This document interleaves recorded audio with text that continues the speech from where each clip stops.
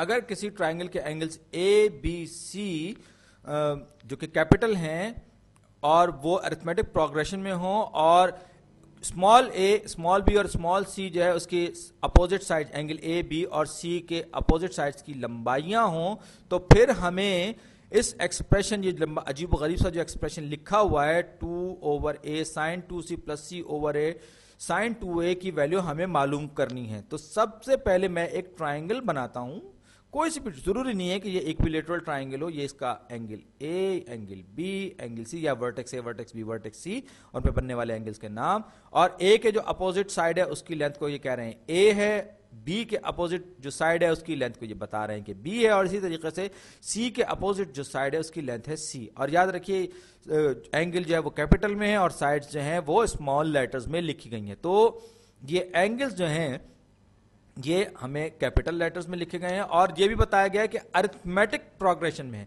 तो arithmetic progression का मतलब क्या होता है? बज़ाहिर ये बड़ा फैंसी वर्ड लग रहा है, बड़ा अजीबोगरीब और मुश्किल सा लफ्ज लग रहा है, लेकिन अरिथमेटिक प्रोग्रेशन दरअसल कोई से भी नंबरों की एक ऐसा सीक्वेंस होता है जिसमें कि कोई खास तसलसल, जैसे 1 2 3 2 4 6, इनमें 2 2 का फर्क है। इसी तरह से अगर आप देखें तो 10 20 30, इसमें हर एंट्री जो है वो दूसरे से या तो 10 कम है या 10 ज्यादा है, अगर हम एक के बाद दूसरी, दूसरी के बाद तीसरी पर जाएं।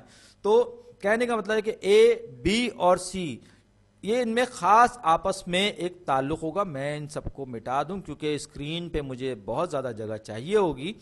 तो अब अगर मुझसे ये कहा जाए कि ये एक ट्राइंगल है ए, तो इसके मुकाबले में जो बी जो है वो क्या होगा?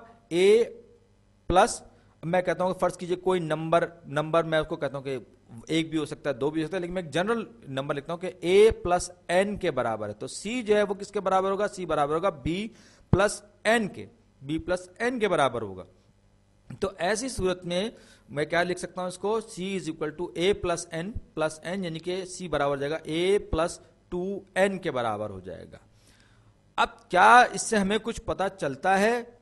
देखिए इस ट्राइंगल को हम गौर से देखें तो हमें कुछ भी सही से आइडिया नहीं हो पा रहा। ए जो है, बी जो है वो a प्लस एन और ये a प्लस 2n, और हाँ इतना हम मालूम कर सकते हैं कि तीनों के तीनों एंगल्स जो हैं इनका सम जो है वो 180 डिग्रीज के बराबर है। तो हम a फिर b की वैल्यू a प्लस एन और फिर c की वैल्यू a प्लस 2n रखेंगे, और सबका सम जो है आपस में बराबर होगा। 3 मरतबा a आ रहा है तो ये 3a हो जाएगा प्लस 3n हो जाएगा, ये 3n is equal to 180 degrees. 180 degrees अब मैं n 3n को जब मैं कॉमन ले लूंगा, बल्कि मैं a प्लस एन, सॉरी मैं 3 को कॉमन ले लूंगा, तो ये a plus N is equal to 60 degrees के आ जाएगा। तो इससे हमें कुछ पता चला?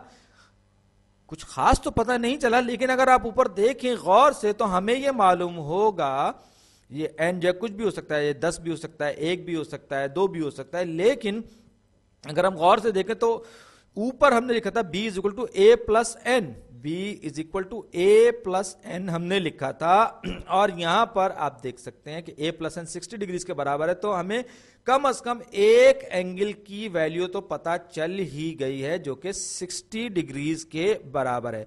अब इससे पिछला एंगल जो है वो 59 का भी हो सकता है, फिर ये 60 और 61, अगर हम इनको आपस में जमा कर लेंगे, ये अरिथमेटिक प्रोग्रेशन में भी है और इनका सम जो है वो 180 डिग्रीज के बराबर है। इसी तरीके से हो सकता है 50, 60 और 70, इसी तरीके से 40, 60 और 80, ये सारे के सारे जो हैं इनमें दरमियान का एंगल 60 डिग्रीज का है, लेकिन और ये है भी अरिथमेटिक प्रोग्रेशन में है। तो वाहिद हम सिर्फ बी के बारे में पूरे यकीन से बता सकते हैं कि बी जो है वो तो 60 डिग्रीज का है, लेकिन उस सी क्या है, ए क्या है, ये हमें बिल्कुल पता नहीं चल रहा।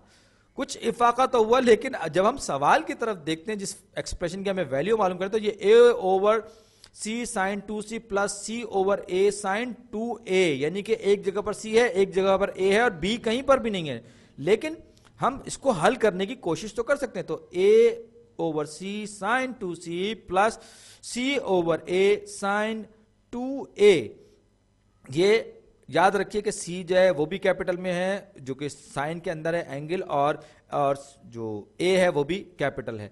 तो आप ट्रिग्नोमेट्रिक आइडेंटिटीज की हम ये बात कर रहे हैं, और देख सकते हैं कि हमारे पास, अगर आप याद कीजिए, साइन 2 थीटा बी जो है वो हमें पता है कि 60 डिग्रीज के बराबर। तो मैं कुछ ऐसा तरीका कर सकता हूं कि मैं किसी ना किसी तरह से इसमें कुछ बी की वैल्यूज को ले आऊं। तो सबसे पहले हम ये देखते हैं कि हम क्या कुछ कर सकते हैं यहां पे।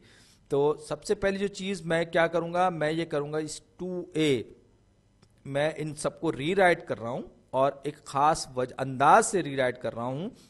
तो सारा का सारा एक्सप्रेशन वही है, सिर्फ थोड़ी सी तरतीब और तरकीब इसकी मैं तब्दील कर रहा हूं।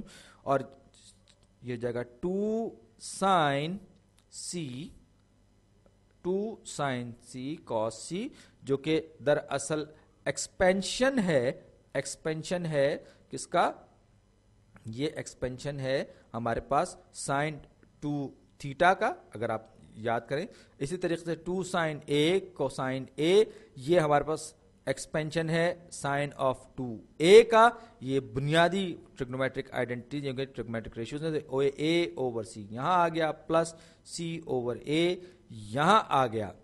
तो अब हमें कुछ और चीजें हमें याद करनी होंगी, क्योंकि हमारे पास अभी तक बी नहीं आया जो कि 60 डिग्रीज का है, और हमें बी किसी ना किसी सूरत में लाना है और इस एक्सप्रेशन को कोई ऐसी शक्ल देनी है।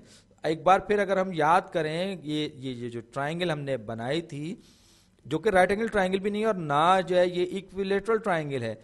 तो अब लॉ ऑफ साइन अगर हम याद करें, जो कि किसी भी ट्राइंगल के लिए होल्ड करता है, तो sine of A over sine of capital A over small A, sine of capital B over small B, और sine of capital C over small C, ये सब के सब आपस में बराबर होते हैं। ये लॉ ऑफ साइन से हमें पता चलता है, जबकि लॉ ऑफ कोसाइन भी एक लॉ है जो हम पिछली वीडियोस में जिसके बारे में पढ़ भी चुके हैं। और बुनियादी तौर पर ये एक एक्सटेंशन हम इसको कह सकते हैं पाइथागोरियन थ्योरम का, जो बराबर है, जो होता है C square is equal to A square plus B square minus 2ab cosine of capital C. याद रखिए कैपिटल सी जो है वो एंगल है, तो और लोअर केस सी जो है वो साइड की लेंथ है।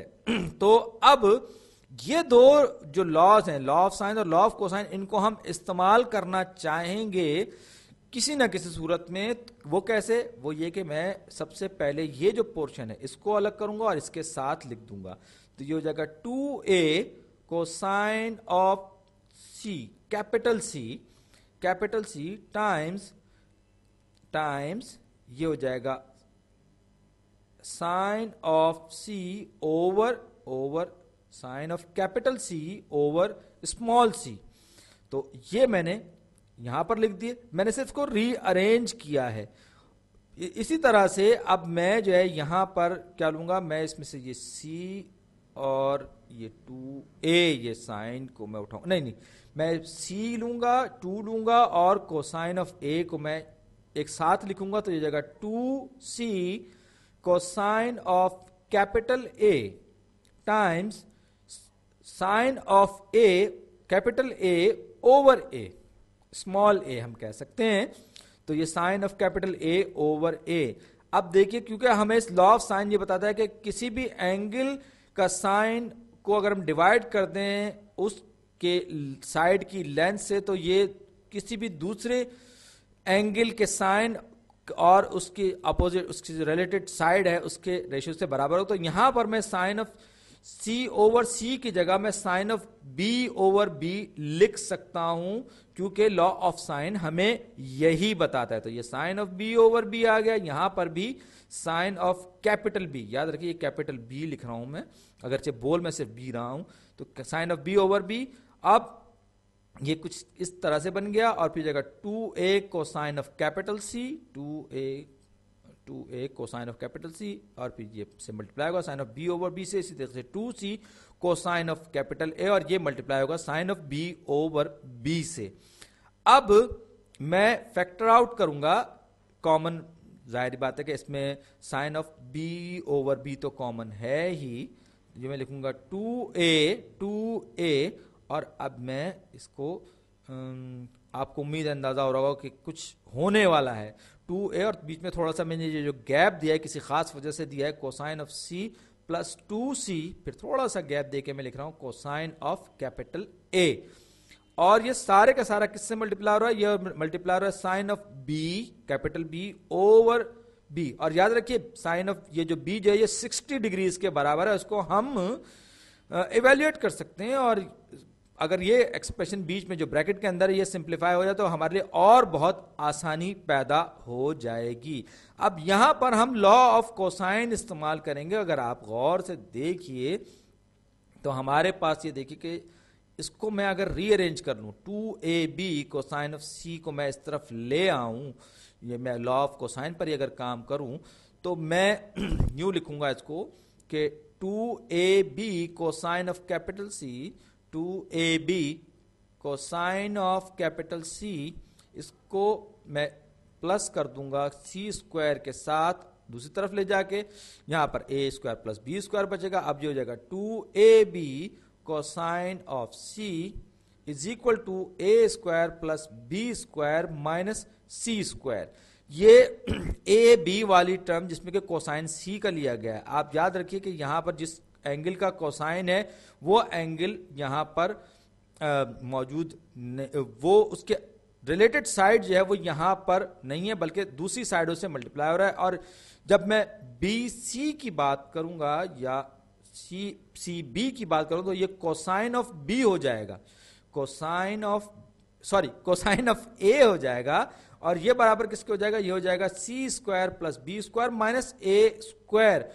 मैंने सिर्फ क्या किया है, जैसे यहां पर C था वहां पर मैंने A रख दिया और उसी से रिलेशन में बाकी जो चीजें थी वो भी तब्दील होती चली गई। मुझे उम्मीद है कि आप इसको वीडियो पॉज करके अलहदा से इसको वर्कआउट कर लेंगे, इस पर काम कर लेंगे।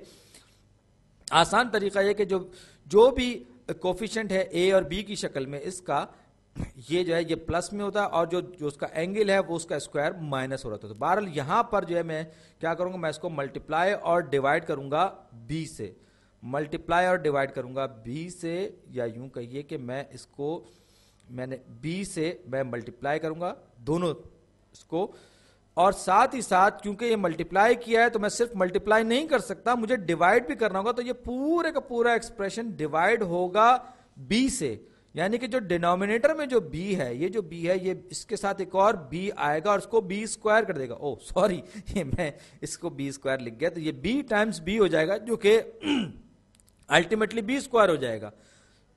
अब आइए जिसको मैं करता हूं, ये हो जाएगा b स्क्वायर।